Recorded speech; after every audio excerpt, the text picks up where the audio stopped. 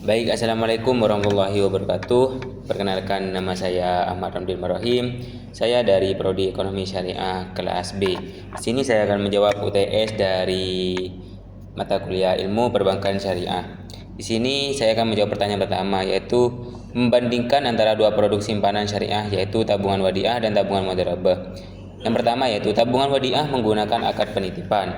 Nasabah menitipkan dana dan bank bertindak sebagai penjaga, sementara mudharabah menggunakan akad kerjasama bagi hasil, di mana nasabah sebagai pemilik dana dan bank sebagai pengelolanya. Untuk status dana tersendiri, pada wadiah, dana nasabah adalah titipan yang harus dijaga. Pada mudharabah, dana nasabah adalah modal yang diinvestasikan. Nah, untuk imbal hasil, di wadiah, bank tidak wajib memberikan bagi hasil, tetapi biasanya memberikan bonus atau hibah atas kebijakan bank. Imbalnya hasilnya cenderung tetap dan kecil. Di mudharabah, nasabah berhak atas bagi hasil dari keuntungan yang diperoleh bank. Potensinya lebih besar tetapi tidak pasti. Lalu, mengapa nasabah yang ingin memilih wadiah? Karena akadnya menjamin keamanan pokok dana dan dana adalah titipan yang harus dikembalikan. Sebaliknya, nasabah yang berani ambil risiko akan memilih mudharabah. Mereka bersedia menerima ketidakpastian imbal hasil dengan harapan mendapatkan return yang lebih tinggi, dengan memahami bahwa risiko kerugian juga ditanggung bersama berdasarkan porsi modal. Baik, yaitu selanjutnya pertanyaan kedua, yaitu seorang pengusaha UMKM kuliner butuh modal sekitar 1 juta untuk peralatan dan bahan baku. Sebagai manajer bank syariah, akad apa yang paling tepat? Nah, yaitu jawabannya adalah murabahah. Kenapa? Karena kebutuhan pengusaha ini spesifik, membeli aset tetap dan bahan baku. Murabahah adalah akad jual beli di mana bank membelikan barang yang dibutuhkan nasabah, lalu menjualnya kembali dengan margin keuntungan yang disepakati. Nah, untuk langkah-langkahnya, seperti yang pertama yaitu aplikasi dan negosiasi. Pengusaha mengajukan permohonan, menyebutkan spesifikasi barang dan suppliernya. Bank dan nasabah menyepakati margin keuntungan dan skema pembayaran cicilan.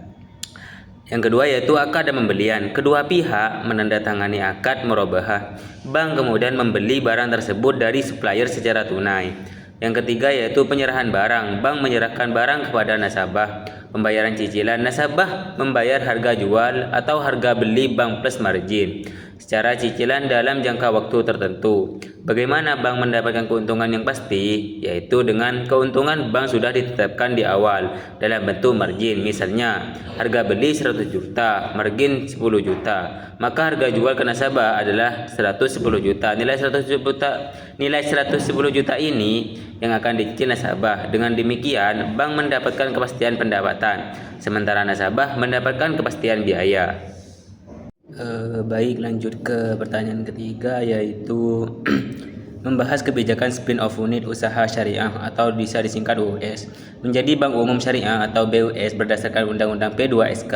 Mengapa ini krusial? Kebijakan ini penting untuk memperkuat dan identitas dan eksistensi perbankan syariah.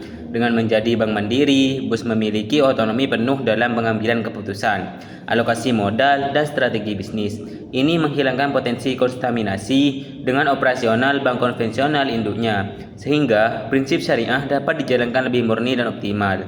Dampak positifnya yaitu yang pertama yaitu fokus dan inovasi. BUS dapat fokus mengembangkan produk syariah tanpa terdistraksi kepentingan konvensional.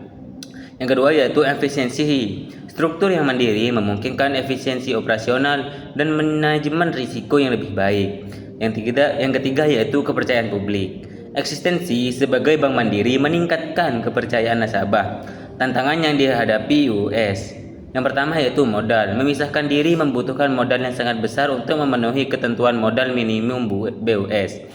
Selanjutnya yaitu sumber daya manusia. Membangun tim manajemen dan dewan pengawas syariah yang kompeten dari nol adalah tantangan besar. Infrastruktur harus membangun sistem TI, jaringan cabang dan operasional sendiri yang membutuhkan biaya dan waktu tidak sedikit. Selanjutnya yaitu pertanyaan keempat. Klaim bahwa bank syariah lebih tahan krisis bukanlah isipan jempol. Mengapa? Karena modal operasinya berbasis sektor real dan menghindari spekulasi. Basis sektor real. Pembiayaan syariah seperti murabahah, ijarah, atau mudharabah harus terkait dengan aset atau proyek bisnis yang nyata.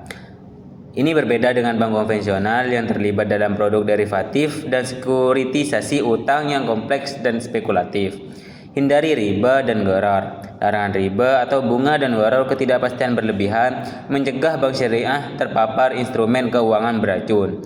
Contoh nyata yaitu pada krisis keuangan global tahun 2008. Selama krisis tersebut, banyak bank konvensional di AS dan Eropa kolaps karena eksposur mereka terhadap subprime mortgage dan derivatifnya yang nilainya merosot.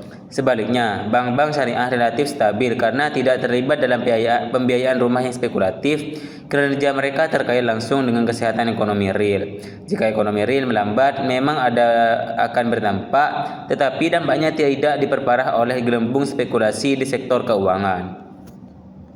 Selanjutnya yaitu pertanyaan kelima tentang perbedaan fundamental hubungan bank dan nasabah. Yaitu yang pertama yaitu perbedaan inti. Bank konvensional hubungannya debitur kreditur. Nasabah wajib kembalikan pokok plus bunga, rugi atau untung. Sedangkan bank syariah hubungannya kemitraan. Bank dan nasabah berbagi untung dan risiko. Mengapa kemitraan lebih adil? Karena risiko ditanggung bersama. Jika usaha nasabah rugi bukan karena kelalaiannya, bank sebagai mitra ikut menanggung kerugian finansial nasabah. Tidak dibebani utang tetap. Konsekuensi hukum saat kerugian. Konvensional, nasabah tetap wajib bayar penuh pokok plus bunga. Bank bisa menyita agunan. Sedangkan syariah, kerugian finansial ditanggung bank. Nasabah hanya kehilangan waktu dan juga tenaga.